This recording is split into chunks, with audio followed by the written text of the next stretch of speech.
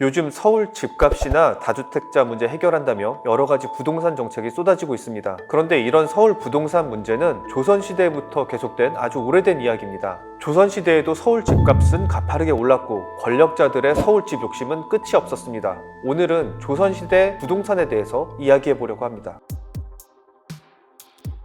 한양, 지금의 서울의 도읍을 정한 조선 조정은 고려의 수도였던 개경에 살던 사람들을 서울로 데려와 살게 하면서 땅을 내어줍니다. 처음 수도로 삼았을 때 한양의 땅 면적은 약 500결이었습니다. 인구 10만 명 정도가 살기 적합한 크기였습니다.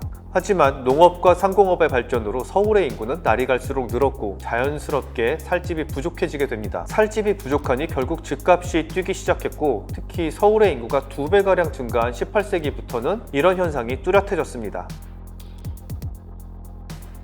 이 서울 남대문로와 서린동 일대인 장통방 일대의 주택 매매 기록을 보면 1720년에 이 160량에 거래됐던 집이 40년 뒤엔 300량, 또 20년이 지난 뒤엔 350량에 거래가 됐고요. 1800년대가 되면 2600량까지 올랐습니다. 그러니까 약 16배가 오른 것이죠. 당시 매매 기록을 보면 이 가옥은 평균 5, 6년에 한 번씩 집주인이 바뀌었고, 때로는 3, 4개월마다 바뀌는 경우도 있었습니다. 이 밖에 종로구 낙원동, 익선동 일대였던 이 정선방 일대 주택 매매 기록을 보면요, 18칸짜리 기와집을 750량을 주고 산 뒤에 이것을 21칸짜리 기와집으로 확장을 해서 1000량을 주고 1년 만에 되판 기록도 나와 있습니다. 그러니까 요즘 말로 치면 재건축을 한 다음에 집값을 30% 정도 올려서 되팔은 셈이죠. 또 좋은 집은 비쌌기 때문에 대출이나 친척 찬스를 쓰기도 했습니다. 정조 때 한양의 금수저였던 유만주라는 사람은 과거 시험엔 번번이 낙방했지만 고위직이었던 아버지와 부유한 친척을 둔 덕분에 이 여러 차례 돈을 빌려서 1000량에서 2000량 정도 하는 고가의 주택을 여러 차례 샀던 그런 기록이 남아 있습니다. 그가 돈을 빌릴 때 이 매매하는 집의 주소나 도면을 자세히 알려주는데, 사실상 오늘날 은행의 주택담보대출 방식과 비슷하다는 걸 알 수 있습니다.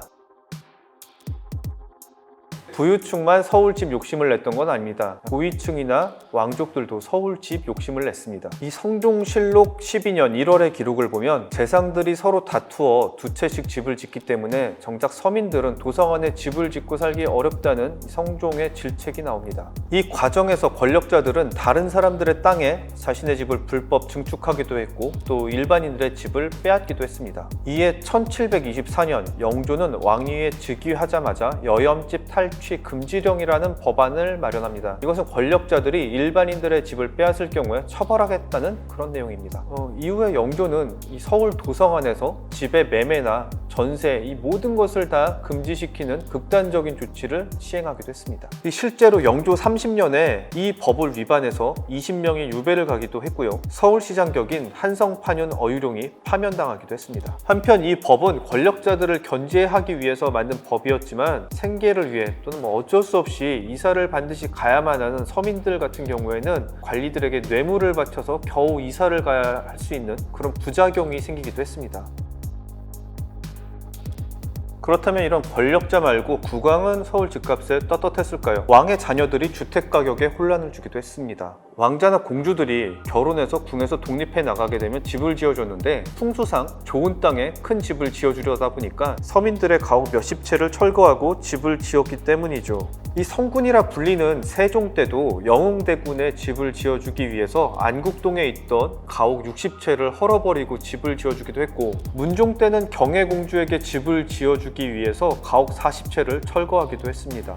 이때 조정은 잡음을 막기 위해서 이 시세보다 높은 가격을 쳐줘서 집을 구입하곤 했는데요. 이것이 바로 이 서울의 주택 가격을 전반적으로 상승시키는 요인이 되기도 했습니다. 일종의 왕족 프리미엄이 붙은 셈이죠. 이 때문에 기존 주택을 사들이지 말고 빈 땅에다가 주택을 지어줘야 된다는 이 신료들의 지적이 몇 차례 나왔는데요. 이때마다 국왕은 마땅한 빈 땅을 구하기 어려우니 집값을 넉넉히 주어서 사들이라고 일축하곤 했습니다. 그러니까 지금으로 치면 이 신도시 같은 곳에다가 왕의 자녀들의 집을 지어주라는 신료들의 주장에 대해서 국왕은 노른자 땅이 아니면 안 된다라고 받아친 셈이 되는 거죠.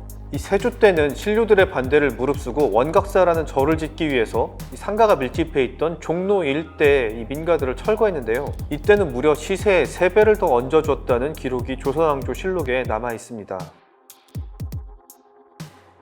상황이 이렇게 되자 점점 집을 구하기 어려워진 사람들은 서울 곳곳에 임시로 집을 지어서 살곤 했습니다. 그런데 이건 궁궐의 풍수에 아주 심각한 영향을 줄 수 있다고 해서 국왕은 이들을 강제로 도성 밖, 그러니까 지금 서울 광희동에 있는 수구문 밖으로 강제 이주시키려고도 했습니다. 그러나 난관이 많았습니다. 일단 신료들 중에서도 이에 반대하는 목소리들이 많이 나왔습니다. 수구문 밖은 치안도 좋지 않은 데다가 저자에서 상업이나 일용직으로 생계를 꾸리는 서민들은 이 통근거리가 멀어지게 되면 사실상 생계를 포기하게 시키는 거나 다름이 없다면서 신료들은 반발했습니다. 이런 지적은 마치 요즘의 신도시의 이 교통 문제를 떠올리게 하는 대목입니다. 계속해서 늘어나는 인구와 부족한 서울의 땅 문제를 해결할 수 없었기 때문에 결국 서울 도성 밖의 성저심리라는 지역이 새롭게 도성으로 포함됩니다. 지금의 마포, 부암동, 종암동, 왕십리, 청량리, 한남동 등이 여기에 포함됩니다. 현재 서울의 주요 대학들도 이때 이곳에 조성된 성저심리 지역에 대부분 세워졌습니다.